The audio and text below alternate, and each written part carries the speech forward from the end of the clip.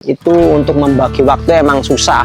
Tanaman ini bisa saya rawat ya ala kadarnya, dan ini hasilnya seperti ini. Kalau saya untuk membagi waktu, biasanya saya pagi ke lahan, jam setengah 8 saya langsung kerja ke lapangan. Bisa jadi sore itu saya ke lahan juga.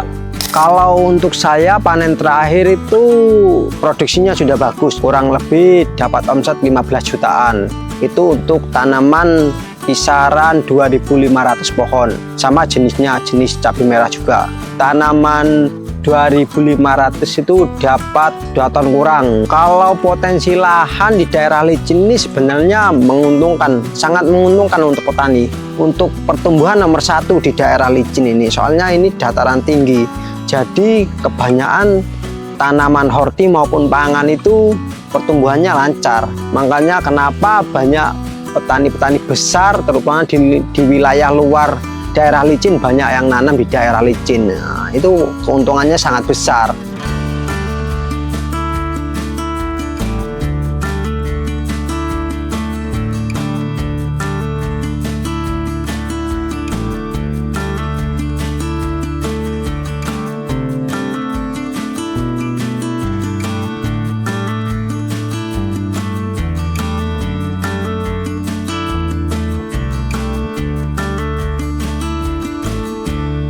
Sebelumnya perkenalkan, nama saya Badrul. Saya asli putra daerah Dusun Serampon, Desa Segobang yang beralamat di Kecamatan Licin, Kabupaten Banyuwangi. Keseharian saya sendiri yaitu pertama saya sebagai petani cabai, kemudian saya juga menyambi di karyawan swasta di bidang pertanian. Untuk varietas cabai merah yang saya tanam yaitu jenis Baja MC, dan untuk usia cabai merah sekarang yaitu kisaran 75 hari setelah tanam. Untuk luasan cabai yang saya tanam kurang lebih seperempat kurang, diantaranya kurang lebih tanaman 3.000 pohon. Alasan saya kenapa nanam cabai merah daripada nanam tanaman padi, nah terutama nomor 1 untuk tanaman cabai merah kan jarak panennya itu cukup lama ketimbang tanaman padi. Nah, maka dari itu saya memilih tanaman cabai merah. Alasan saya kenapa tanam varietas Baja, karena kebanyakan petani daerah licin itu sudah familiar dengan varietas Baja. Nah, kemudian untuk varietas Baja sendiri, dia itu lebih tahan layu ketimbang varietas cabai merah lainnya. Untuk penanggulan hama dan penyakit itu Baja itu gampang, tidak seperti varietas cabai merah lainnya. Jadi petani ini sudah hafal untuk menanggulangi hama dan penyakit untuk jenis varietas Baja merah itu sendiri. Nah, untuk awal mula saya sendiri kenapa milih mutusin untuk terjun ke dunia pertanian. Nah, selain saya pernah belajar di Sekolah Tinggi Ilmu Pertanian dan saya terlahir dari anak seorang petani, jadi saya belajar dan praktek langsung ke lapangan. Kemudian ada lahan nganggur, ya iseng-iseng nyobalah, kita coba tanam cabai merah ini. Kalau saya untuk membagi waktu, untuk saya kerja di perusahaan dan di lapangan ini, biasanya saya pagi ke lahan, kisaran 1-2 jam ke lahan dulu, habis itu jam setengah 8 saya langsung kerja ke lapangan. Bisa jadi sore itu saya ke lahan juga. Untuk waktu penyemprotan kadang saya sore, pagi. Kalau sore itu kisaran 4:30 sampai jam 7 malam. Kalau motivasi saya sendiri untuk kerja di lahan, kemudian di lapangan, itu nomor 1 sih keluarga. Kemudian yang kedua, mumpung saya punya niat, punya tekad, karena saya punya keahlian di bidang, makanya saya praktekin langsung ke lapangan biar tahu. Kalau kendala yang pernah saya alami kurang lebih, terutama di lahan pertanian ya, itu untuk membagi waktu emang susah. Nah, kemudian itu soal masalah fokus. Jadi saya itu nggak bisa fokus terhadap 2 pekerjaan langsung, terutama di lahan, satu, yang kedua di lapangan. Itu nggak bisa fokus, jadi tanaman ini bisa saya rawat ya ala kadarnya, dan ini hasilnya seperti ini. Nah, untuk pekerjaan yang berat-berat di lahan sendiri itu biasanya saya pakai buruh. Kalau untuk perawatan sendiri, cabai yang saya tanam itu ya seperti petani umumnya, untuk menggunakan insek, kemudian pungi. Nah, untuk di fase generatif sendiri saya menggunakan itu pupuk kalium tinggi. Jadi yang ada kandungan nitrogennya itu saya kurangi, saya menggunakan pupuk-pupuk yang kandungan kalium tinggi. Untuk kalsiumnya sendiri tetap ngikut Mas. Kalau insektisida yang saya pakai fase vegetatif itu ya umum lah yang petani-petani pakai, seperti bahan aktif imida, kemudian ada abamectin, terus ada peridaben lah, jenis-jenis insek yang petani banyak yang tahu dah. Kemudian untuk punginya di fase generatif ini yang lebih ekstrim, soalnya daerah licin kan dataran tinggi, kemudian curah hujannya tinggi, jadi penggunaan fungisida di fase generatif itu lebih ekstrim ya, seperti mankoseb, kemudian ada karbendasim, ada propikonazol, kemudian azoxystrobin, itu sudah campur situ. Ketika fase generatif itu masuk semua jadi satu. Jadi untuk dataran tinggi seperti di Kecamatan Licin, terutama di Desa Segobang itu, untuk penggunaan fungisida itu ekstrim, pokoknya lebih ekstrim ketimbang wilayah-wilayah lain mungkin yang curah hujannya tidak terlalu tinggi seperti di daerah Segobang ini. Nah ya, untuk penggunaan insektisida saya nyampur kebanyakan, terutama di fase-fase vegetatif kan itu fase-fase sensitif lah terhadap hama. Kalau potensi lahan di daerah licin ini sebenarnya menguntungkan, sangat menguntungkan untuk petani. Untuk pertumbuhan nomor satu di daerah licin ini, soalnya ini dataran tinggi, jadi kebanyakan tanaman horti maupun pangan itu pertumbuhannya lancar. Makanya kenapa banyak petani-petani besar terutama di wilayah luar daerah licin banyak yang nanam di daerah licin. Nah, itu keuntungannya sangat besar. Di lain sisi juga di sini tuh untuk serangan hama belum terlalu ekstrim seperti di wilayah-wilayah lain. Jadi untuk penanggulangan hama, penyakit itu sangat mudah. Menggunakan sekelas pestisida, kelas-kelas ringan pun masih ngatasi untuk wilayah licin, terutama di daerah dataran tinggi seperti ini. Kalau untuk saya panen terakhir itu produksinya sudah bagus, cuma kurang tepat di harga kemarin. Jadi untuk panen di tahun kemarin kurang lebih dapat omset 15 jutaan. Itu untuk tanaman kisaran 2.500 pohon. Sama jenisnya, jenis cabai merah juga. Tanaman 2.500 itu dapat 2 ton kurang, cuma harga kurang bersahabat, jadi kurang beruntung lah kata petani-petani sini gitu. Itu awal-awal saya terjun di lapangan ini banyak sekali kendala, terutama di penggunaan insek dan pungi itu bingung itu.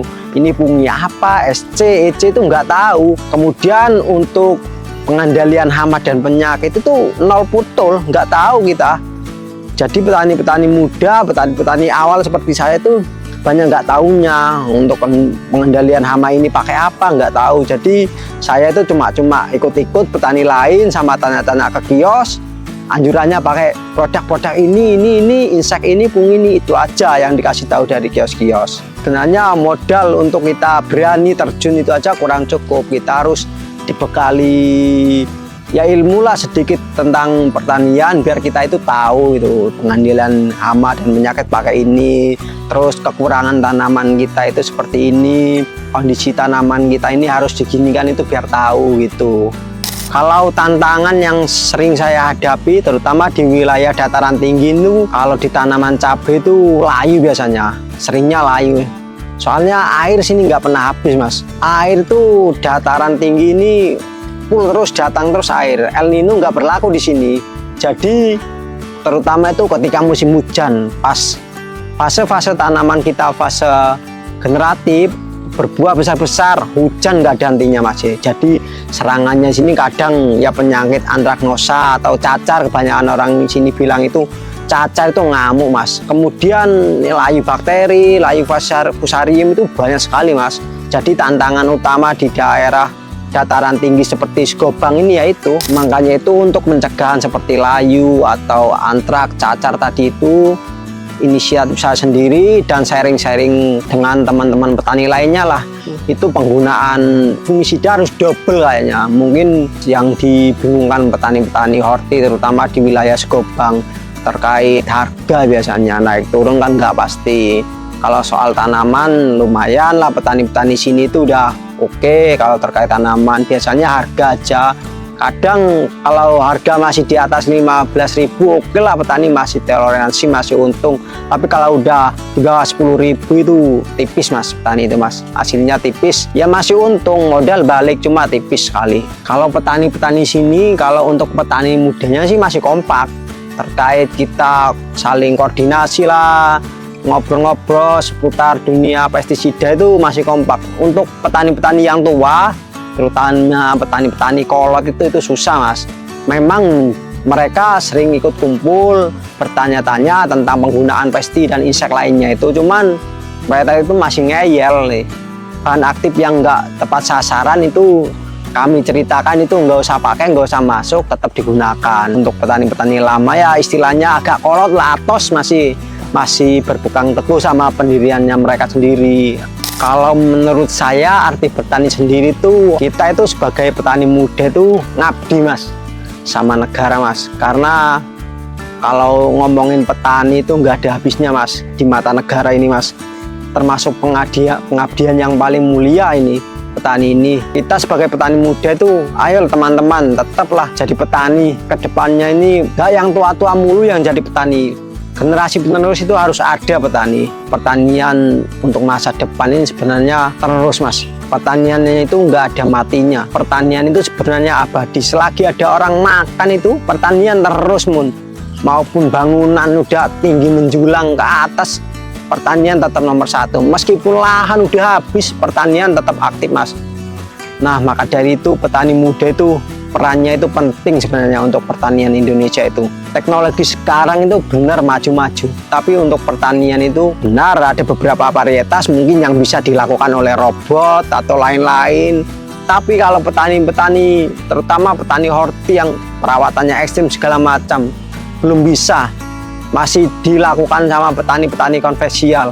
Harapan dan pesan saya itu untuk petani muda lainnya, ayolah teman-teman petani, kedepannya itu kita sebagai petani muda itu sebenarnya bikin kelompok lah, untuk bikin grup, untuk saling koordinasi terkait kondisi lapangan, kemudian harga bahan-bahan pokok, harga pestisida, biar kita itu tahu kedepannya itu petaninya itu arahnya itu benar. Kita itu jadi satu, gak usah gengsi-gengsian jadi petani.